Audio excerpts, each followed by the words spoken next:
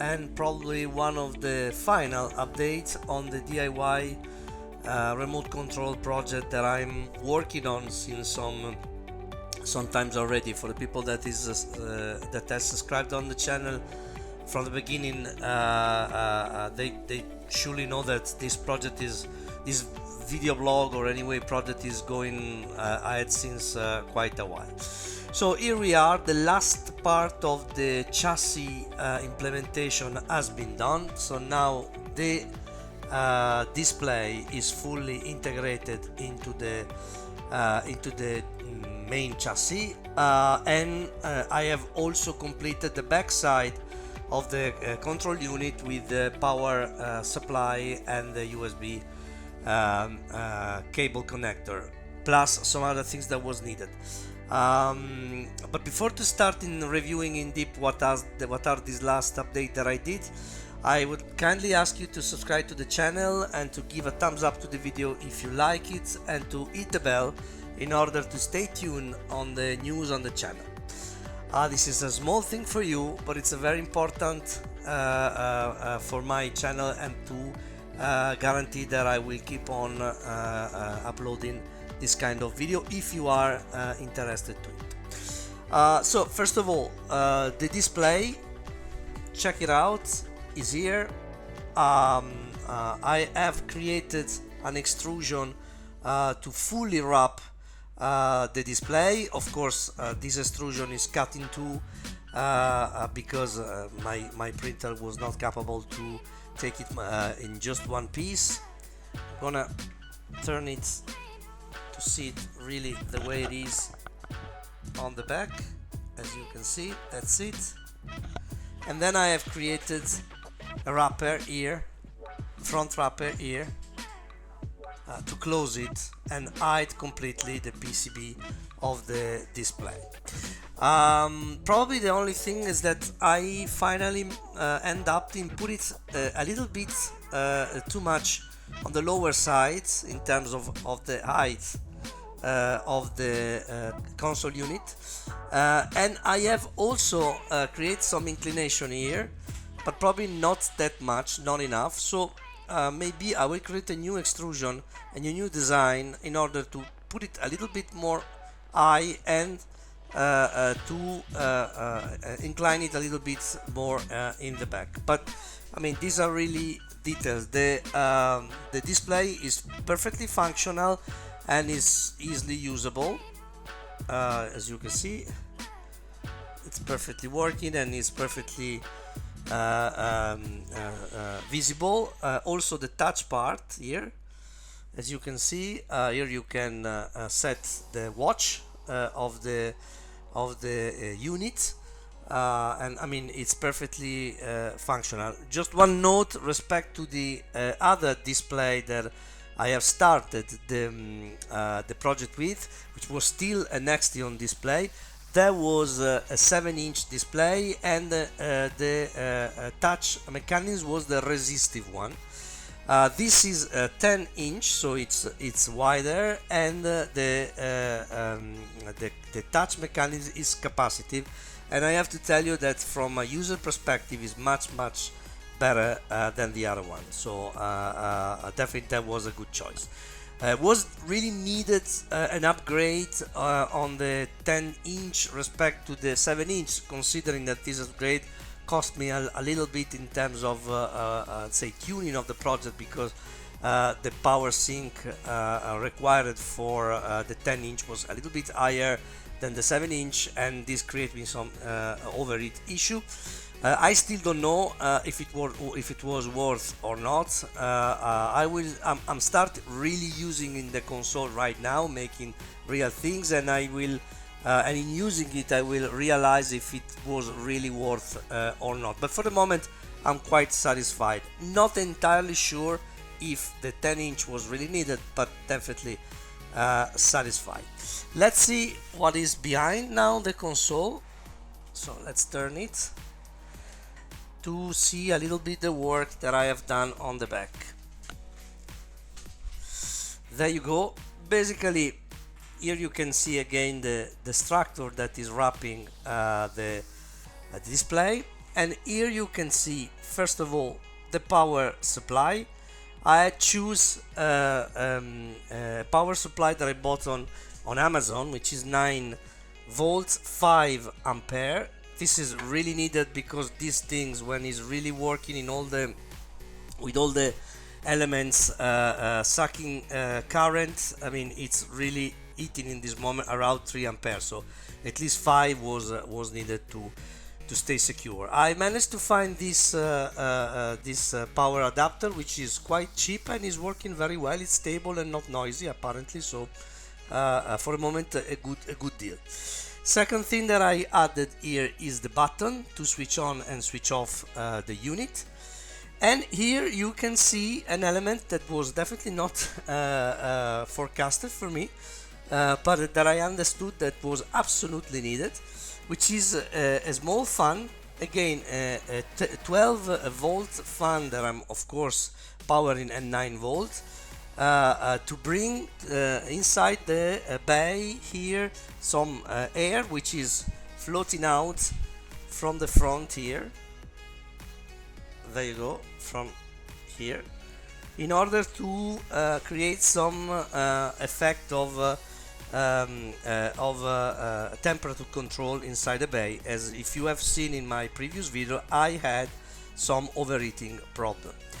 Finally, I have added here the USB connector in order to complete, let's say, the full functionality of the system. I was asking myself if or not add here an in and out MIDI, you know, with the 5-pin DIN connector, but I mean honestly and all in all, I don't see really the value in complicating the projects, and in 2024 probably is not really needed now with USB MIDI USB 1.0, which is the one that I'm running here, and now there is also the new class compliant 2.0, which is even more sophisticated and performing. I mean, I really think that having the original 5-pin connector is not really that's needed in a way.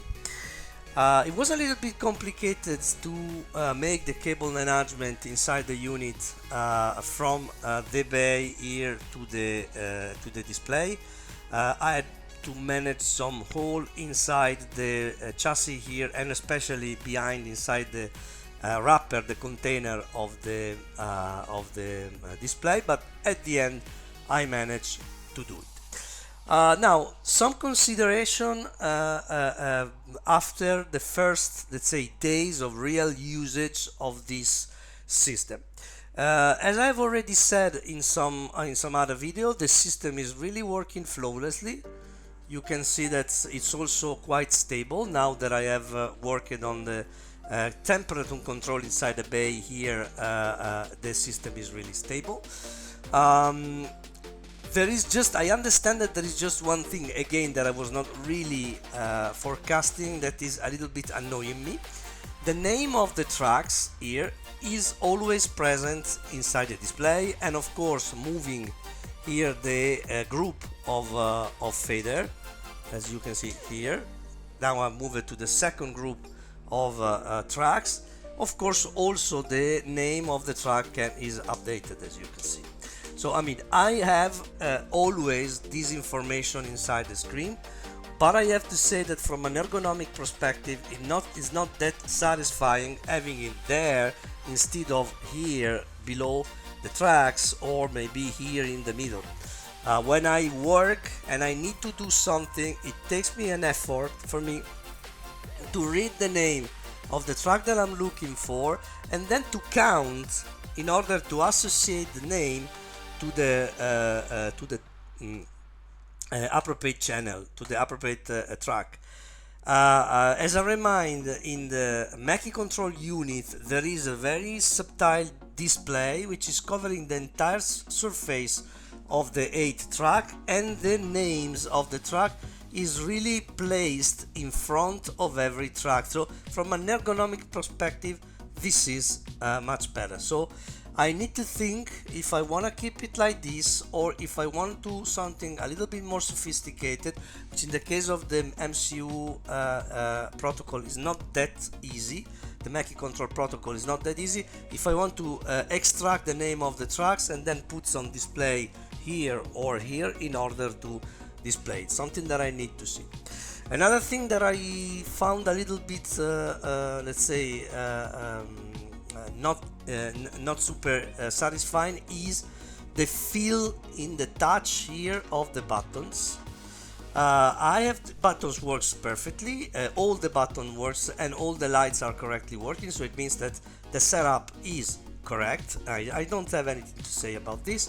The only issue that I see is that sometimes I feel a little bit uncomfortable here to move, to touch and to click the button. It's a little bit difficult to explain because it's not that the button is not working, it's just that the way the touch and the feel I have in touching this button is not very much satisfying. So I probably need to work a little bit into the cap of the buttons here. As a reminder, I designed and I made with my Bambu Lab printer all the caps in double colors. But probably these are a little bit loosey here, so probably I need to work a little bit into the let's say the design of this cap in order to make it more stable and solid. I don't know. I mean, I need to analyze. Like this is not super satisfying, I have to say. Okay, even though as you can see it works perfectly in a way, or if I switch the function here, it's absolutely satisfying. I can work without any issue.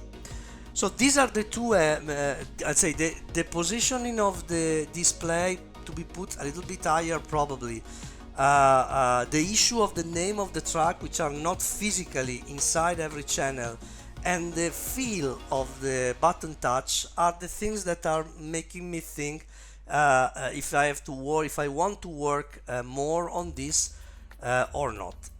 Something that I will tell you in some other video, depending on the decision that I will make. For the moment, that's it. I've anticipated already in the last video that I was preparing, and I'm doing a video in which I'm answering some questions, because I've received a special via email some question around this project, if I want to commercialize this project, what are the next steps, if this is the final product, or if I'm thinking about something else, how much does it cost, how much time, what is my experience in doing this, so to say, is it something that someone without so much experience in digital electronics can do, am I preparing a tutorial to make it from scratch? I mean, these are just some of the questions that I've received, and as I was saying, I'm preparing a video in order to answer all these questions.